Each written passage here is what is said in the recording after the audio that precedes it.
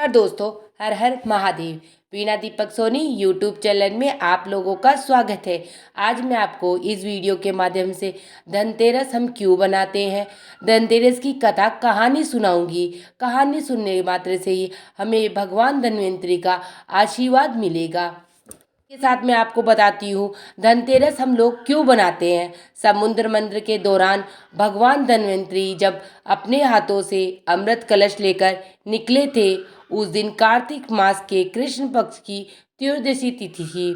इसीलिए इस दिन को धनतेरस का पर्व मनाया जाता है। भगवान धन्वंतरि की पूजा अर्चना करने से आरोग्य सुख की प्राप्ति होती है। धनतेरस का पर्व हम क्यों बनाते हैं उसके बारे में आप लोगों को मैं बताती हूँ। कार्तिक मास के कृष्ण पक्ष की त्रयोदशी तिथि को धनतेरस का पर्व मनाया जाता है। इस बार यह शुभ तिथि 29 अक्टूबर के दिन बुधवार मंगलवार के दिन बनाई जाएगी। शास्त्रों के अनुसार इस तिथि को समुद्र मंथन के समय भगवान धन्वंतरि अमृत कलश लेकर प्रकट हुए थे। इस वजह से इस तिथि को धनतेरस या त्रयोदशी तिथि के नाम से जाना जाता है। भगवान धन्वंतरि के अलावा इस दिन माता लक्ष्मी, धन के देवता कुबेर, मृत्यु के देवता यमराज की भी पूजा की जाती है। इस दिन से दीपावली का पर्व शुरू हो जाता है और इस दिन सोना चांदी नए बर्तन खरीदना बहुत ही शुभ माना जाता है। धनतेरस के दिन मैं आप लोगों को एक बात और बता देती हूँ, हमें कभी भी कांच के बर्तन नहीं खरीदना चाहिए। जहाँ तक हो सके सोना चांदी तांबा पीतल के बर्तन या कुछ भी खरीद लेना चाहिए, लेकिन हमें तांबे से बनी हुई वस्तु नहीं खरीदनी चाहिए। इस दिन मैं आपको धनतेरस की पौराणिक कहानी कथा सुनाती हूँ। कहानी सुनने मात्र से ये भगवान धन्वंतरि का आशीर्वाद हम लोगों को मिल जाता है। एक बार मृत्यु के देवता यमराज ने यमदूतों से प्रश्न किया कि क्या कभी मनुष्य के प्राण लेने में तुमको किसी भी पर दया आती है। यमदूतों ने कहा, नहीं महाराज, हम तो केवल आपके दिए हुए निर्देशों का ही पालन करते हैं। फिर यमराज ने कहा कि बेझिझक होकर बताओ कि क्या कभी मनुष्य के प्राण लेने में दया आई है। तब एक यमदूत ने कहा कि एक बार ऐसी घटना हुई है जिसे देखकर हृदय प्रसीज गया। एक दिन हंस नाम का राजा शिकार पर गया था और वह जंगल के रास्ते में भटक गया था। भटकते भटकते दूसरे राजा की सीमा पर चला गया। वहां पर एक हेम नाम का शासक था। उसने पड़ोस के राजा का आदर सत्कार किया। उसी दिन राजा की पत्नी ने एक पुत्र को जन्म भी दिया। शास्त्रों ने ग्रह नक्षत्र के आधार पर बताया इस बालक की विवाह के 4 बाद ही मृत्यु हो जाएगी। तब राजा ने आदेश दिया कि इस बालक को यमुना तट पर एक गुफा में ब्रह्मचारी के रूप में रखा जाए और स्त्रियों की परछाई भी यहाँ तक कि नहीं पहुँचनी चाहिए। लेकिन विधि के विधान को कुछ और ही मंजूर था। संयोगवश राजा हंस की पुत्री यमुना तट पर चली गई और वहां राजा के पुत्र को देखा। दोनों ने गंधा विवाह कर लिया। विवाह के 4 दिन बाद ही राजा के पुत्र की मृत्यु हो गई। तब यमदूत ने कहा कि उस नवविवाहिता का करुण विलाप सुनकर हृदय प्रसीज गया था। सारी बातें सुनकर यमराज ने कहा कि क्या करे, यह तो विधि का विधान है और मर्यादा में रहते हुए काम करना पड़ेगा। दूतों ने पूछा कि ऐसा कोई उपाय है जिससे अकाल मृत्यु से बचा जा सके।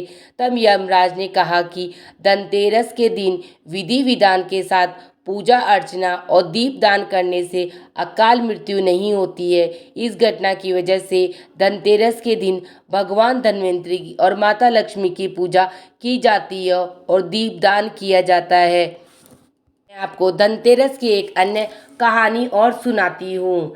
धनतेरस की पौराणिक कथा। जब किसान के घर ठहर गई माँ लक्ष्मी, कार्तिक कृष्ण पक्ष की त्रयोदशी तिथि के दिन धनतेरस का पर्व पूरी श्रद्धा विश्वास के साथ मनाया जाता है। धन्वंतरि के अलावा इस दिन देवी लक्ष्मी और धन के देवता कुबेर की भी पूजा करने की मान्यता है। इस दिन को मनाने के पीछे धन्वंतरि के जन्म की कथा के अलावा इसके बारे में एक दूसरी कहानी भी प्रचलित है, जो आपको मैं सुनाने जा रही हूँ। कहा जाता है एक समय भगवान विष्णु मृत्यु लोक में विचरण करने के लिए आ रहे थे। तब लक्ष्मी जी ने भी उनसे साथ चलने का आग्रह किया। तब विष्णु जी ने कहा, यदि मैं आपको जो बात कहूँ तुम अगर वैसा ही मानो तो फिर चलो। तब लक्ष्मी जी उनकी बात मान गई और भगवान विष्णु के साथ भूमंड पर आ गई। कुछ देर बाद एक जगह पर पहुंचकर भगवान विष्णु ने लक्ष्मी जी से कहा कि जब तक मैं ना आऊं तुम यहाँ ठहरो। दक्षिण दिशा की ओर जा रहा हूँ, तुम उधर मत आना। विष्णु जी के आने जाने पर लक्ष्मी के मन में कौतूहल जा गया कि आखिर दक्षिण दिशा में ऐसा क्या रहस्य है, मुझे मना किया गया, और भगवान स्वयं चले गए। लक्ष्मी जी से रहा न गया और जैसे ही भगवान आगे बढ़े लक्ष्मी जी भी पीछे पीछे चल पड़ी। कुछ ही आगे जाने पर उन्होंने सरसों का एक खेत दिखाई दिया जिसमें खूब फूल लगे हुए थे।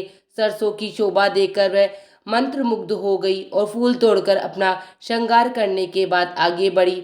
आगे जाने पर एक गन्ने की खेत से लक्ष्मी जी ने गन्ने तोड़कर रस चूस लगी। उसी क्षण विष्णु जी आए और यह देखकर लक्ष्मी जी पर नाराज होकर उन्हें श्राप दे दिया कि मैंने तुम्हें उधर आने को मना किया था पर तुम न मानी और किसान की चोरी का अपराध कर बैठी।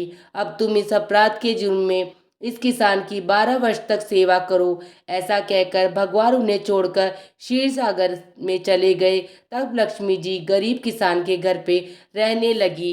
एक दिन लक्ष्मी जी ने उस किसान की पत्नी से कहा कि तुम स्नान कर पहले मेरी बनाई गई इस देवी लक्ष्मी का पूजन करो, फिर रसोई बनाना, तब तुम जो मांगोगी मिलेगा। किसान की पत्नी ने ऐसा ही किया। पूजा के प्रभाव और लक्ष्मी जी की कृपा से किसान का घर दूसरे ही दिन से अन्न धन रत्न स्वर्ण आदि से भर गया। लक्ष्मी जी ने किसान को धन्य धान्य से पूर्ण कर दिया।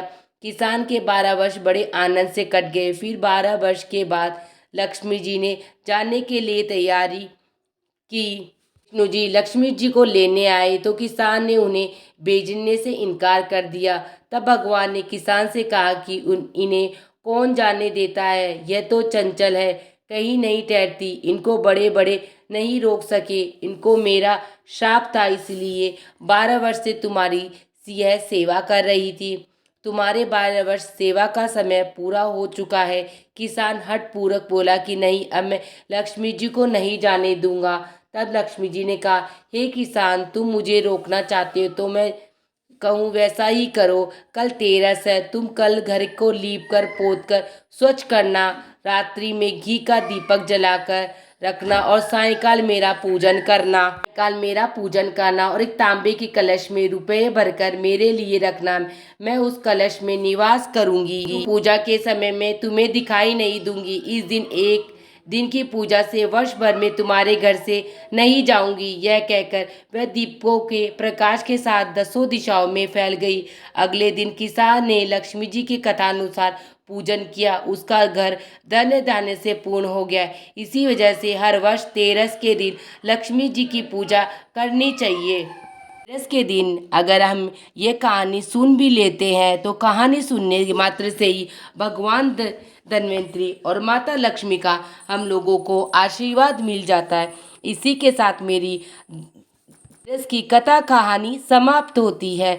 आप सब लोगों को मेरी कहानी कैसी लगी मुझे कमेंट बॉक्स में जय लक्ष्मी माता लिखकर ज़रूर बताना।